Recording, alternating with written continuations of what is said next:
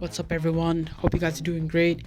I just want to make a brief video on the topic of Boruto in chapter 80 and how some people felt like he was presented as a Naruto 2.0, where Boruto was very compassionate and empathetic to Kawaki.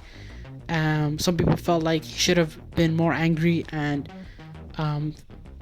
used that moment as a moment of pursuing revenge rather than, the calm and collected and optimistic version that we saw in chapter 80.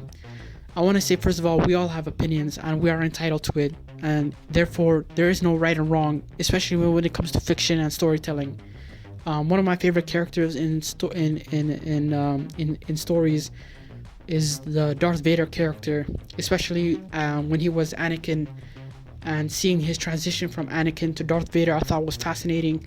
And as a writer myself, I love when I see a character's progression, seeing them go from zero to hero, or seeing them go through the moments where they're down and at their lowest point, and then you get to see them start to rise and evolve, and when they finally see the sun, or see the silver lining, and they finally get through their redemption.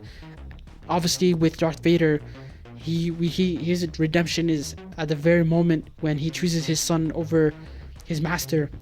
And my love of Star Wars, or the Anakin character in particular, is what led me to title this channel Darth Boruto, because Darth represents the darker side of our nature, and I named it Boruto after that because I thought, in my opinion, years ago, that we were going to see a much darker side to Boruto. I know it sounds ridiculous saying it now, but I used to love the theories of Boruto that's gone rogue, or a Boruto that's an opposite to his father, somebody that doesn't hold the value of the will of fire, somebody that's more of an antagonist. And I know it seems ridiculous when you think of it, because this, first of all, this is a shonen story, number one.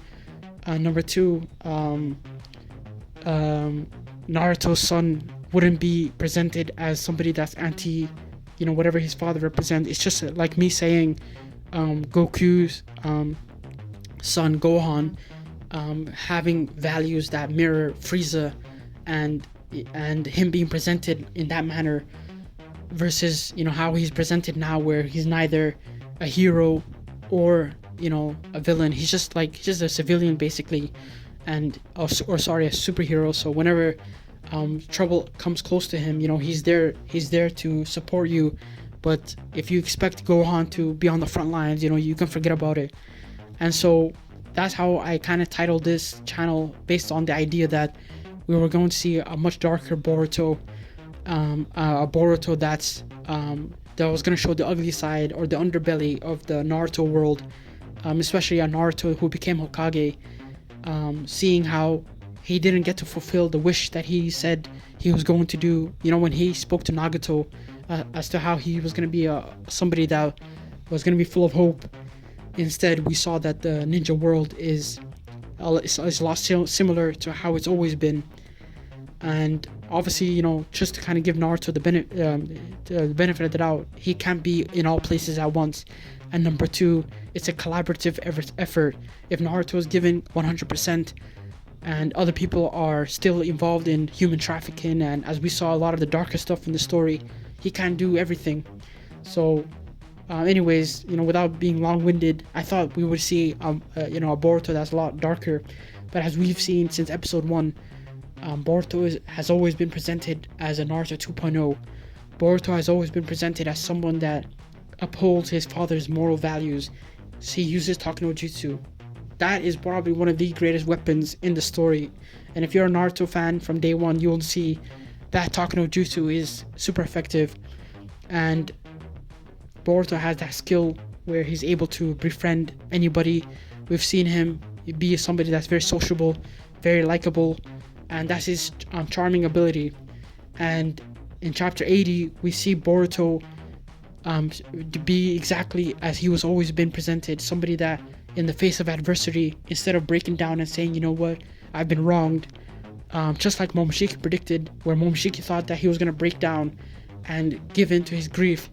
Instead, Boruto was like, what, I've been treated wrong, my mom and dad are in a dimension where time is frozen, or time stood still. His sister, his village, his friends, his reputation, even his own last name has been taken away from him. And we, as a lot of readers, were like, you know what, this might be the time where he has the moment. This is the wrong moment for him to snap. And instead, Boruto chose to remain optimistic and hope for something better. And I think why the author went with Sasuke instead of, bringing in Akashi Koji or somebody else is just for that moment right there where Sasuke is sitting beside or sitting across from Boruto as he's doing this little monologue of feeling empathetic to Kawaki. Sasuke says, you know what, if you are, like, I'm paraphrasing, if you are Naruto's son, Naruto grew up with nothing and this, that, and the third, but what Naruto did was he used this opportunity to quote unquote dig himself out of nothing and become, the shinobi that we know he later became. And so Sasuke, having seen firsthand Naruto's journey, is going to be alongside Boruto as he sees Boruto go from rock bottom, which I'm assuming this is his rock bottom, to eventually being that shinobi that we see in the time skip scene where he's wearing Sasuke's garments, and he's fighting Kawaki, and he says, I'm still a shinobi, because at the end of the day, this is a story about ninjas, and one of the core themes of Naruto is a ninja is someone that endures, somebody that perseveres, and that's what this story is about, and Boruto embodies that. That's why Boruto says, I'm the son of Naruto, I'm the grandson of Minato, and the will of fire flows within me. And it sounds cheesy, and I get it, but that's what the story is about. And some of the people who criticize that, I think your criticism are valid.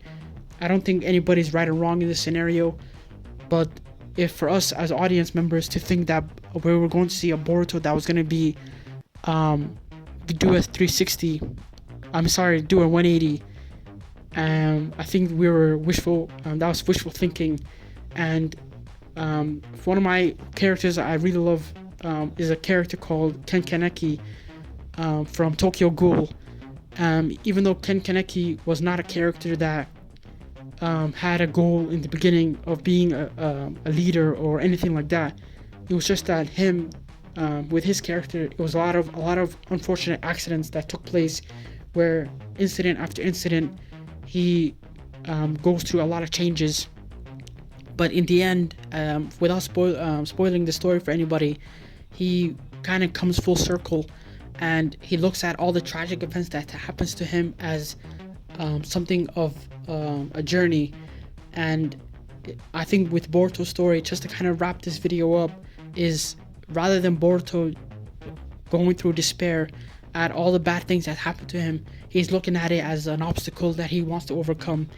And I think as a shonen story, as a story of giving kids a chance to see an example of what looking at obstacles are, and Boruto's example is one of overcoming those obstacles and being an example for other people to look up to.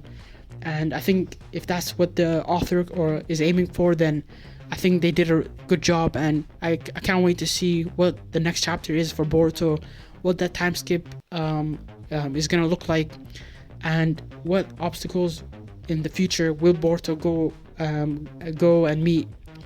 I would love to hear what you guys think on this topic. If you agree or disagree, please share your thoughts and opinions, leave a like and subscribe, and enjoy the rest of your day.